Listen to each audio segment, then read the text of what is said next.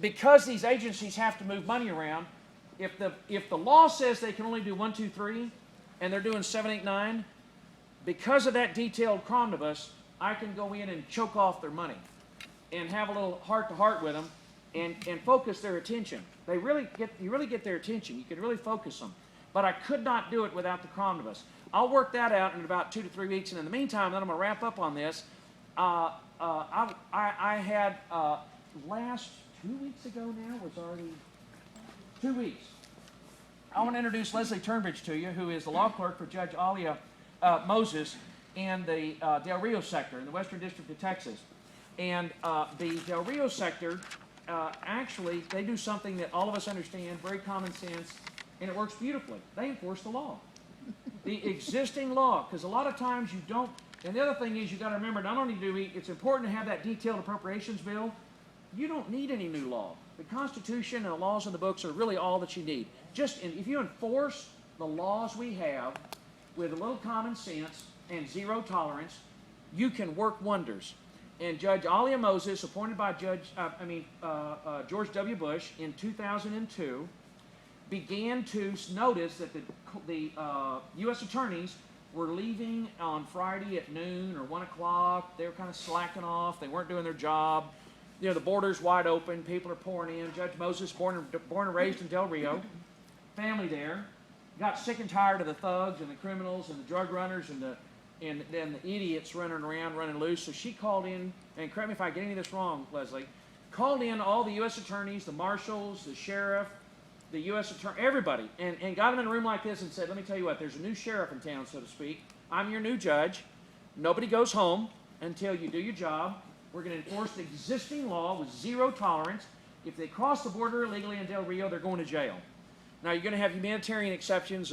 Some poor person that's crippled or comes over with their kids, you're not going to throw a woman and a child in jail. You're going to send them right back across the border. Because all of us would do anything for our kids. You understand that. She's not going to throw a woman and a bunch of kids in jail or some poor person coming up trying to get medical help. She will put them back across the river. But they enforce the law with zero tolerance. The scale of the problem up and down the southern border is so huge, I knew that the only way I was ever going to really understand what was happening down there and how I could help as the chairman of this committee in charge of all federal law enforcement was to go down there. Leslie is Judge Moses' law clerk, and she is here with her daughter, Ashley. And Leslie, could you tell people what I did 2 weeks ago? If you don't mind, if I call in, because they won't even hardly believe it if I tell them. Leslie is Judge Moses' law clerk, and I met with Judge Moses and asked if I could come down and what did I do 2 weeks ago? So we had a visiting law clerk. We had Brandon Bischoff was my assumed name. His assumed name. Let me just. Yeah, it was fun. He came down and actually sat from beginning to end. So he got to sit with our magistrate judges and he got to see what intake looks like. When the marshals pick them up, when Border Patrol picks them up, what actually happens. And we have a Rambo system that works seamlessly because of Judge Moses. But he got to see, a 1325 come in, and he saw 80 or 90 defendants at a time come in and hear why they crossed, how they crossed, what the reasons were. And then he got to see the process from pickup, in which they see the magistrate within 48 hours, and then he got to see all the way to sentencing, which with what Judge Moses, her magistrates handle the preliminaries, and then he got to see the process from start to finish. He got to see probably 200 initials while he was with us. He got to see all the reports that get done from everybody from the marshals to Border Patrol, ICE, FBI, as well as with what we do in our court system when they get picked up for 1325s, 1326s, which is illegal reentries. He also got to see the amount of drugs. We're not dealing with like 2 ounces. I mean, when our defendants come in, we're dealing with hundreds of kilos. Right. So he got to sit as a law clerk and really see the process from start to finish. We were so honored that he came to nobody can really understand the process, I think, unless you come and see it. And they didn't know who it was. And no one knew. Even with the marshals, I had to call FBI, and I was like, I need a tag, and we need to start. And they were like, nope, I said, no, I really just trust me. So we had to make phone calls, head of FBI, head of marshals, to let them know this is his assumed name, this is who's coming. But really, even to this day, now they're kind of the secret's out. But they didn't know who. When he came into court, he sat just like the other law clerks. He sat with Judge Moses.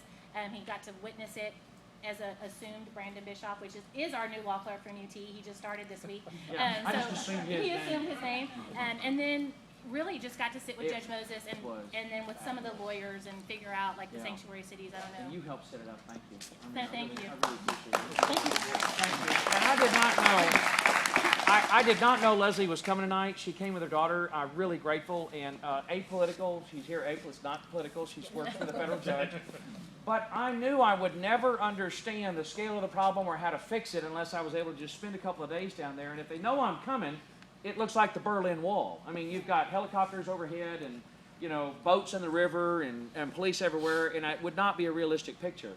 And the law training I do I am a lawyer, as Paul said. I'm a civil defense attorney. I put trial lawyers out of work for a living.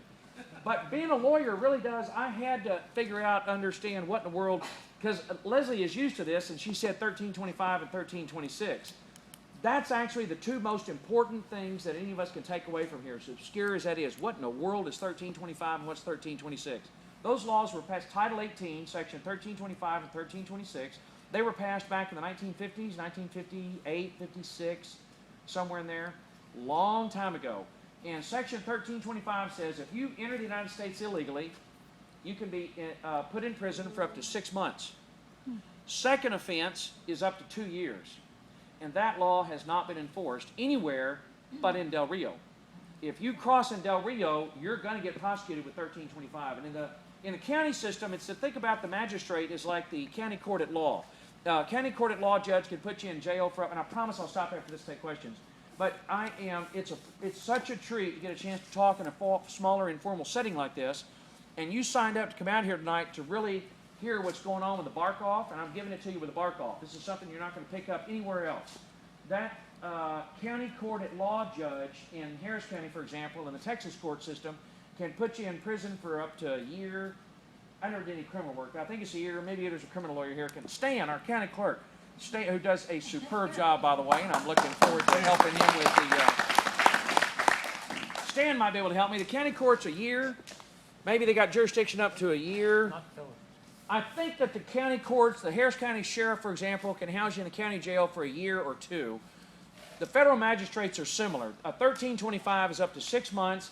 You can be held by the U.S. Marshals for 6 months. The second time you enter the United States, if you're caught, it's up to 2 years in prisons under Section 1326, and that's a felony, and that's Judge Moses. The federal judge handles all the felony cases. The magistrates handle the up to 6 months or a year cases. So I was able to sit in the courtroom. Nobody knew who I was. The U.S. attorneys had no clue, and I could actually type questions to the Judge Garcia, who was the magistrate that I sat in with, who was handling these up to 6 months. And I got to ask questions like, because all these people that they're prosecuting are economic migrants. They were all young men. There were 3 or 4 young women there. I didn't see any tattoos. They all looked like just pure, straight economic migrants coming up here to work. And we all know in Texas we need the guest workers. That's why, another reason, you've got to secure the border. You've got to secure the border so law is enforced and it's respected, so you can have legal and fair trade back and forth, so that Laredo, for example, the largest inland port in the United States is Laredo. Nuevo Laredo's a ghost town, and it is because there's no law. In northern Mexico, it's utterly failed, utterly lawless. But in Del Rio, they enforce the law with zero tolerance. And these economic migrants, I got to ask for Judge Garcia, ask them how much it cost them to get here and where they were coming from. They were coming from Guatemala, El Salvador. Typically, it was $7,000 to $10,000.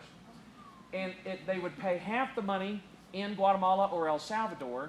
And then they got to northern Mexico. They got on a bus.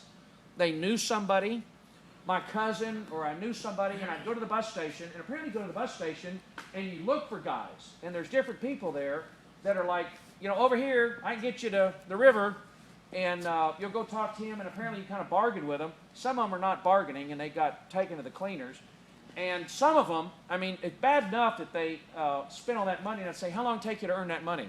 A year to a year and a half to earn that money to get to the United States, pay half the money to the guy at the bus station, you ride the train or the bus, you get to northern Mexico, and to cross the Rio Grande River, it costs $1,500. There were 24, I think, he had defendants that day, and he asked every one of them how much it cost you, and every one of them was $1,500 to get across the river. And then you paid a guy to get to the river, and you paid another guy to get across the river, and they were all Zetas. He said they were all members of the Zeta gang. And then once they got across the river, The smuggler dumped them, and they had no idea where they were. They didn't even realize, see, I was interesting, Leslie, I thought they would not come to Del Rio. The migrant had no clue they were in Del Rio. They just signed up with a guy at the bus station who took them to northern Mexico, who handed them off to another guy, who took them across the river and dumped them off and left them in the desert. And they had no clue where they are. And they had the misfortune to be caught in Del Rio, and bang, they're going to prison for 2 weeks to 6 months. And if they come back, it's 2 years. I learned, because I was there, and I would never figure this out otherwise, if Judge Moses gets a hold of a drug smuggler, gun smuggler, or drug smuggler, no, you can seize the assets. Judge Moses can seize the assets, and she does. We'll take away all their assets. Seize the bank account, the car, the boat, anything you get. But if it's a human smuggler, the law does not permit the court to go in and seize all their assets and take their money, which is the way to really help stop them. Because they'll dump these poor people in the desert and then just leave. And the human smugglers, he's already got all his money, and he just dumped these people in the desert, and he's gone. He's got all his money, and he's gone. So it really opened my eyes. And another thing I learned is that Judge Moses, the average, and I'll quit after this, the average federal court handles 300 to 400 cases a year total, civil and criminal. Judge Moses, all by herself, with Leslie and a staff of 4 or 5? She has 4 attorney law clerks who work for her. At 4 or 5, you handle 1,500 criminal cases alone. Yes. All by themselves.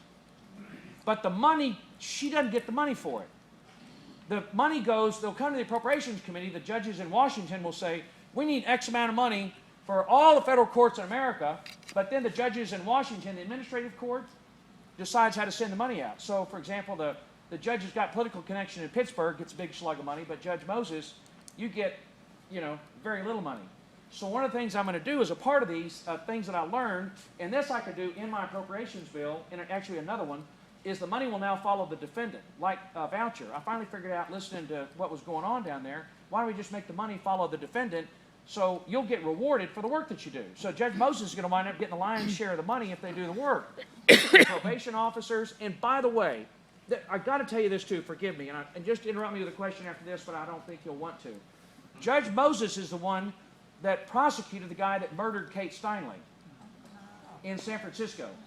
That lowlife, that scumbag that killed that young woman in San Francisco was actually in Judge Moses' courtroom, and let me tell you, she throws the book at him. He got 5 years. And she gave him 5 years in prison. Judge Moses makes certain that they are followed, that the probation office, Victor Calderon, who is her probation officer there, who I visited with, is responsible for following these guys. She sent him to prison for 37 months, I think, or was it 5 years? 60 months. 60 months. Oh, I know what it was. He got credit for time already served. Yes. So, He actually served 30. yeah, Victor makes certain, the federal government did everything right in the Kate Steinle case. The federal government, because it was Judge Moses' courtroom, followed this guy, and the way it works is just like if there's a warrant, Harris County or state of Texas has somebody in prison, before Texas Department of Corrections releases them, TDC will check the computer to see, does this guy have a warrant in Dallas County or Hunt County or anywhere else, and they will not release him to the street if there's a warrant. They'll hand him over to Dallas County. That's called a detainer. And San Francisco had a warrant for the guy, and Victor, Judge Moses' probation officer, and I talked to him, called the San Francisco Sheriff's Department and said, we're about to release this guy from the Bureau of Prisons. Do you have a warrant on him? And San Francisco Sheriff's Department, correct me if I get any of this wrong, said, yes, we have a warrant and we will prosecute him.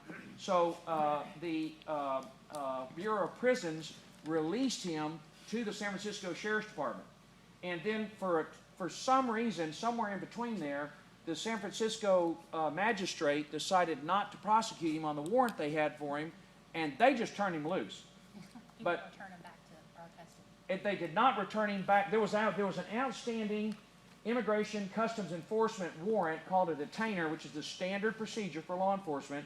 They had a warrant for his arrest to deport him to Mexico, and Victor and the Bureau of Prisons would never have released this guy to San Francisco if y'all had known that San Francisco was going to release him. You'd have told, Victor would have told Bureau of Prisons, And to ICE. do not send this guy to San Francisco. The standard procedure, y'all do this all the time. Judge Moses's probation officer, Victor Cardenas? Calderon, forgive me. Victor Calderon would have called Bureau of Prisons and said, hand the guy over to ICE, don't send him to San Francisco. So it was actually, this entire thing was on San Francisco. So the thing that I've about figured out, if you could just pause it just for a second.